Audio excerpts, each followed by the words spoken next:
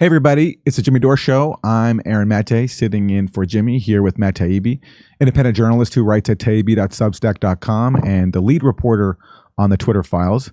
So Matt, let's go through this one. You write in the Twitter Files thread, you write, remember the 2017 internal guidance in which Twitter decided to remove any user identified by the U.S. intelligence community as a state-sponsored entity committing cyber operations? By 2020, such identifications came in bulk. So talk to us about what's happening here.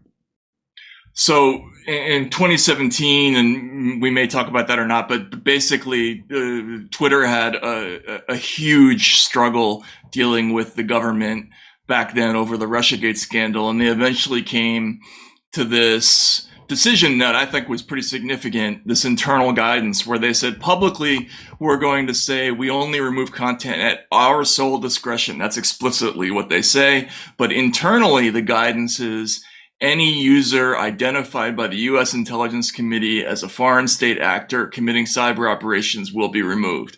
So they're essentially saying that privately, if the intelligence community fingers an account and says we want to get rid of that, we're going to do it. And that basically committed them to this endless cycle of moderation requests. All right. So one of them is a new case of U.S. intelligence officials trying to censor reporting on anything critical of the Biden family and their dealings inside of Ukraine. We know from before, and this is the well-publicized case where before the 2020 election, the social media giants like Twitter censored reporting on the Hunter Biden laptop, which contained information about his business dealings, on the fake grounds that it could be Russian disinformation, right? So you have a new case here where you say that U.S. intelligence officials warned Twitter about publicity surrounding a book by former Ukraine prosecutor Viktor Shokin, who alleged corruption by the U.S. government, specifically by Joe Biden.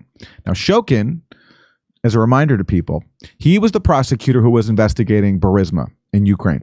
And who is Burisma? Burisma is the company that shortly after the 2014 U.S.-backed coup, which Joe Biden's government was involved in Ukraine, Burisma hired Hunter Biden to their board, making something like $80,000 a month. And what Shokin alleged was that basically Burisma hired Biden to help shield Burisma from his own office's scrutiny. And he wrote a book about it. And here is Twitter getting a warning about that book, about how it really could be some sort of Russian intelligence operation. So let's read from some of what Twitter was told. This is a U.S. intelligence assessment that was shared with Twitter. We assess with high confidence that in the summer of 2020, members of a Russian influence organization, which is at least partially directed by Russian intelligence, were aware of a production plan associated with an upcoming book authored by former Ukrainian prosecutor general Viktor Shokin. So this is tough to follow. They were aware. So some influence organization, which they don't define, which is partially connected to Russian intelligence, they're aware of a book that's about to come out. Wow, big bombshell. But apparently that's in their eyes grounds for censorship. So let's go on with this. We have information that indicates that the book is intended to reveal corruption allegedly perpetrated by the U.S. and Ukraine, and that the intended audience includes political institutions in the U.S., Europe, and Ukraine. Versions of the book could be released in Russian, Ukrainian, and English this fall. So, wow, a book is going to come out, and it might reveal corruption by U.S. figures, namely Joe Biden and his family in Ukraine. Yeah, and that's your guidance, right? So to be perfectly fair about this, like I was not able to determine which government agency this came from. I could tell that it came through the FBI, but there were a lot of these documents that are sort of marked OGA or weren't marked at all, and simply came through, the belly button either through Teleporter or through Signal to Twitter. This was actually retrieved from the laptop of one of the senior executives who left. But unquestionably, there were so many of these reports where they would say something extremely vague, like we have indications that this is connected to the IRA, the Internet Research Agency, and then they would send a list of accounts, and you were just supposed to say, well, they assessed it, so it must be true. And I guess in this case, they didn't even send a list, but it was for their information. Like if you want to take action against any tweets that might have to do with Shokin's book, we're sort of encouraging you to do so, which I think is pretty insidious. Yes, and they do acknowledge that they actually have no evidence. So this is the final excerpt of this that we have. And this is, again, a U.S. intelligence assessment shared with Twitter. While it is unclear at this time how involved Russian intelligence might be in the creation or promotion of this book, this is always what happens. There's always a caveat acknowledging that they have no evidence, or at least it happens very often in anything to do with Russiagate. They have been known to direct this same influence organization to propagate similar information in previous operations.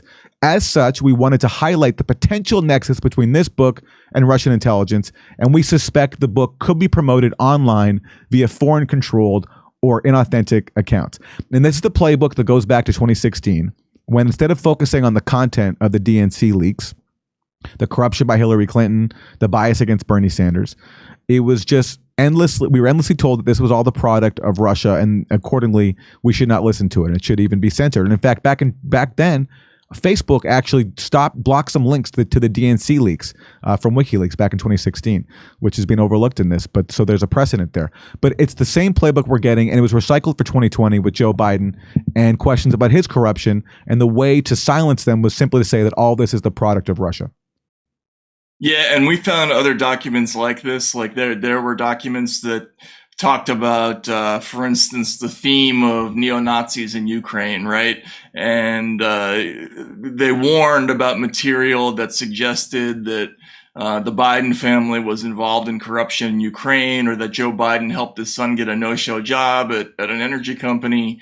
And sometimes they would pass along a list of names, sometimes not. But how do you defend against, we assess there is a nexus? I mean, like, what could be more vague than that, right?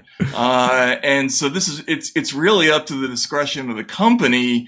But the few analyses that we've done where we're comparing lists of names and seeing how many of them ended up being, deleted, they clearly took action in, a sizable percentage of cases. Everybody, we're doing live stand-up comedy in Los Angeles in January and February in Los Angeles. And then we're going to Tempe, Palm Springs, Milwaukee, Minneapolis, Nashville. Go to jimmydore.com for a link for all those tickets and become a premium member while you're there.